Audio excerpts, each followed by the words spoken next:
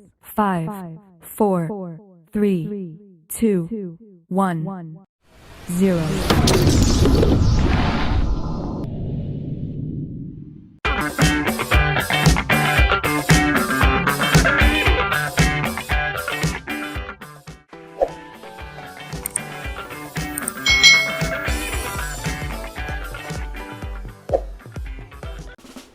Hai hai hai, selamat datang di channel YouTube Kak Citra.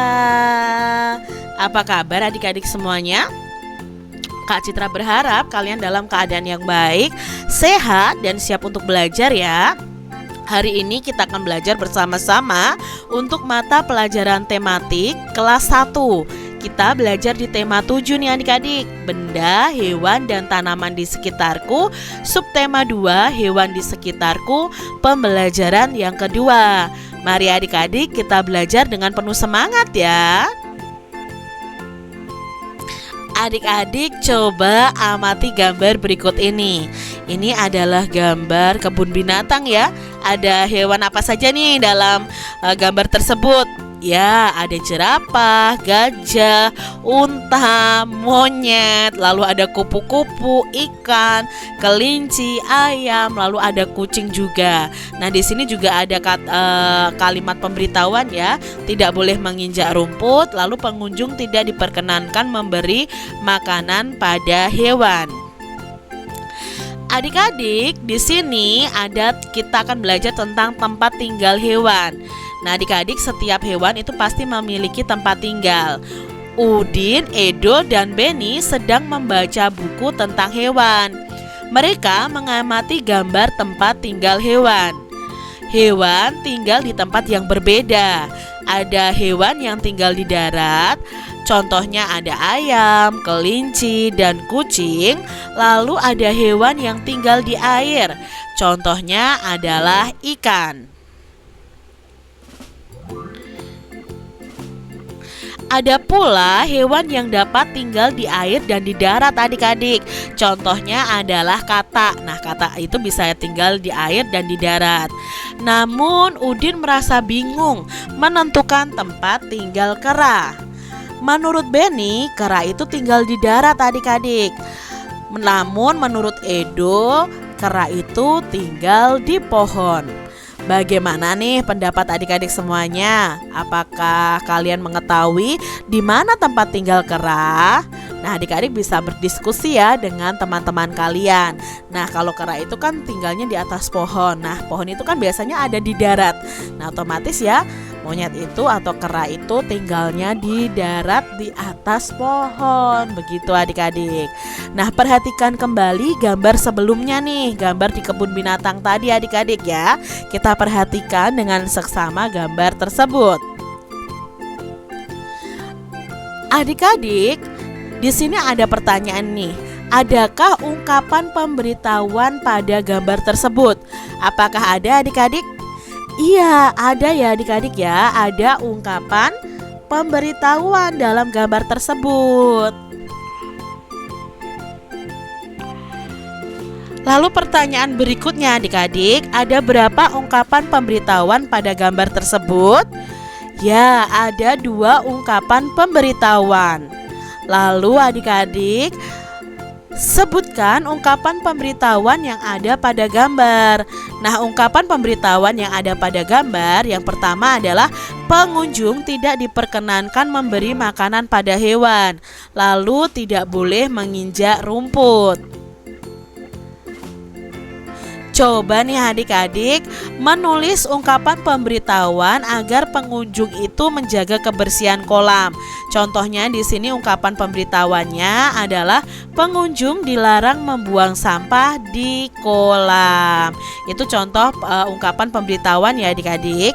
Hewan itu bergerak dengan cara yang berbeda. Ada hewan yang bergerak dengan cara terbang. Terbang itu menggunakan sayap ya adik-adik. Ada hewan yang bergerak dengan cara melompat. Dapatkah adik-adik menirukan gerak hewan di samping ini? Nah, adik-adik coba tirukan gerak hewan di samping ini bersama dengan teman-teman kalian. Pertama, lakukan gerakan meloncat seperti kata. Meloncatlah sampai batas yang ditentukan. Selanjutnya, berputarlah untuk berbalik arah. Kembalilah ke tempat semula dengan cara meloncat seperti kata. Kita akan mempelajari cara melompat badan ya, meloncat seperti kata tadi dengan posisi badannya seperti apa sih? Nah, posisi badannya seperti ini adik-adik. Yang pertama, kalian harus jongkok. Nah, jongkok itu seperti ini gambarnya. Lalu yang kedua, kedua tangan dan ujung kaki kalian itu menapak di tanah. Lalu yang ketiga, setelah terdengar aba-aba, tolakkan kaki hingga badan itu terangkat ke atas dan melompatlah. Ya, itu ya gerakan badan kita saat meloncat seperti kata. Lalu adik-adik, cara menirukan gerak kata yang memutar badan. Nah, itu sebagai berikut. Gerakannya sama. Yang pertama pasti posisinya adalah jongkok dulu. Lalu kedua, tangan dan ujung kaki itu menapak di tanah ya. Setelah itu kalian melakukan loncatan ya. Lalu berputar ya. Dalam kondisi tersebut putarlah badan kalian. Lalu kalian meloncat seperti ini ya. Adik-adik coba praktekkan bersama-sama dengan teman-teman kalian. Nah, lakukan dengan hati-hati ya adik-adik ya, supaya tidak bertabrakan dengan teman kalian. Apakah kamu dapat melakukan gerakan meloncat seperti kata adik-adik? Apakah kamu dapat melakukan gerakan berputar seperti kata meloncat tadi? Nah, berlatihlah jika kamu belum dapat melakukannya. Kalau adik-adik sudah dapat melakukannya, maka adik-adik perlu bersyukur ya. Nah, di sini adik-adik rasa syukur dapat dilakukan dengan merawat tubuh kita. Tubuh yang dirawat akan selalu sehat.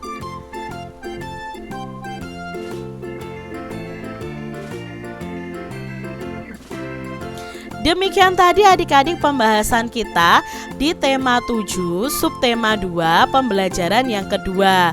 Semoga video pembelajaran ini bermanfaat untuk adik-adik semuanya. Dan sampai jumpa lagi di video pembelajaran Kak Citra selanjutnya. Tuhan memberkati. Jangan lupa tekan tombol subscribe, lalu tekan loncengnya, tekan juga tombol like, lalu share ke media sosial kalian. Jangan lupa untuk ikuti media sosial Kak Citra. Terima kasih.